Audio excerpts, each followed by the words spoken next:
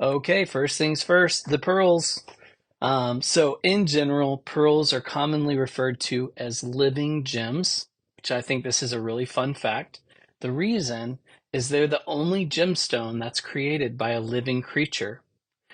Pearls are also completely unique. There's no pearl that's identical, like a fingerprint.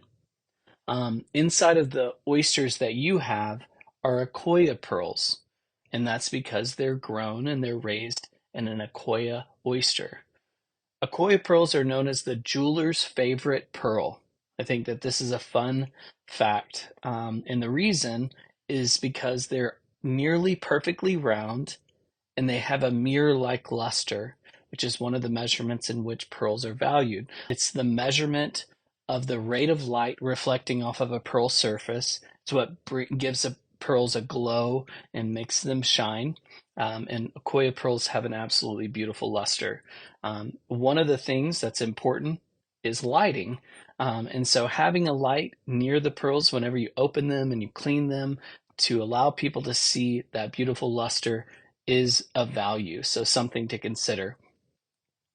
They're saltwater pearls, and they're cultured in the Pacific Ocean at a pearl farm. The culturing process is far from simple.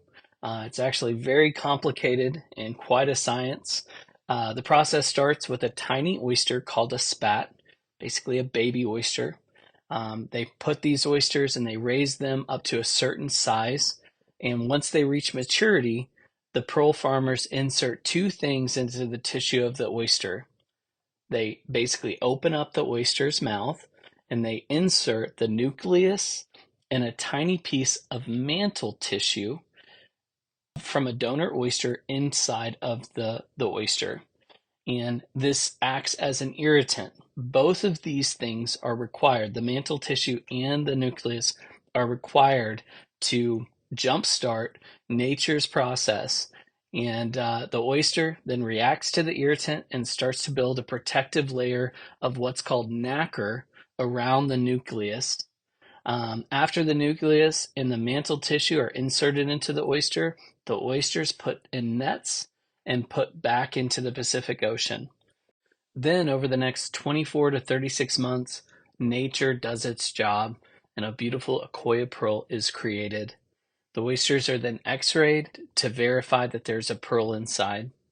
Now, that's a lot of information. It's a lot of good information and helpful to know the process. However, not everybody wants to know. Not everybody wants to know that they're cultured. Not everybody wants to know the kind of behind the scenes, how they're produced and whatnot. So it is important to use discretion on when is it important and when is it not important to communicate some of the information about how they're produced.